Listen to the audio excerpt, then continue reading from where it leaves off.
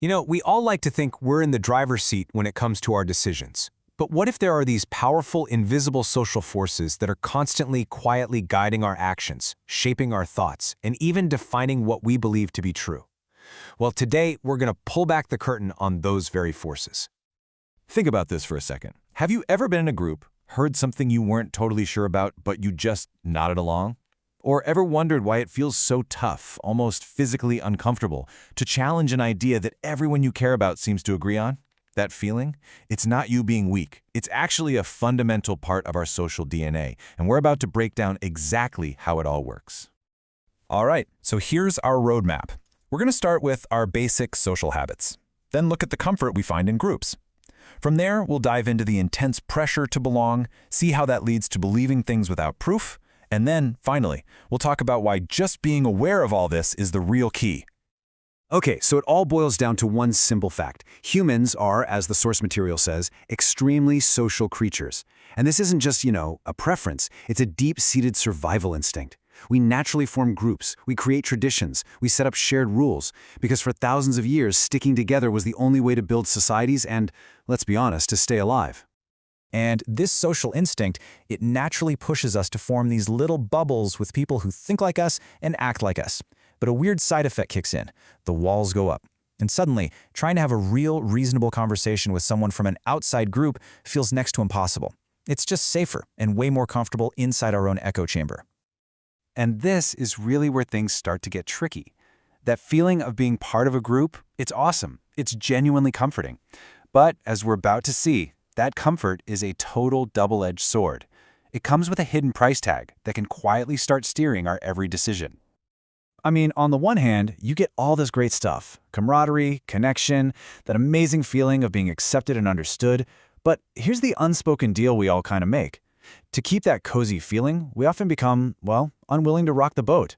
We start pushing down our own doubts, biting our tongues, and avoiding honest conversations, all just to keep things smooth. So that comfort we were just talking about, it starts to morph into this really powerful internal pressure. This isn't about someone else ordering you what to think. No, this is all about a deep, almost primal fear that every single one of us carries around, the fear of disapproval. And this quote right here, it just hits the nail on the head. That fear of being rejected or, just looked down on by the people we love and respect, it's a powerful, deeply uncomfortable feeling, and it's what pushes us to just blend in, not make waves, and avoid doing anything that might get questioned. So, this path to conformity, it often follows 4 pretty clear steps. First, we just identify with a group. Simple enough. But then, that fear of their disapproval starts to creep in. That leads to step 3, where we start censoring ourselves. And the final, and honestly the most dangerous step, we actually start to suppress or even distrust our own ability to reason, all for the sake of staying in the group's good graces. Okay, so we've talked about the pressure that comes from inside ourselves. Now let's switch gears and look at an influence from the outside that totally plays on our social nature, our natural human tendency to be suggestible. This example from the source is just perfect, because who hasn't felt this? When we feel like we don't know anything about a topic, like computers for some of us, and someone else starts talking with total, unwavering confidence, what does our brain do? Its default setting is to just believe them. Their confidence completely overrides our own uncertainty. And that right there, that tendency has a name: suggestibility. It's basically our human habit of just accepting what we're told, especially when we don't have any evidence. It's a mental shortcut, really.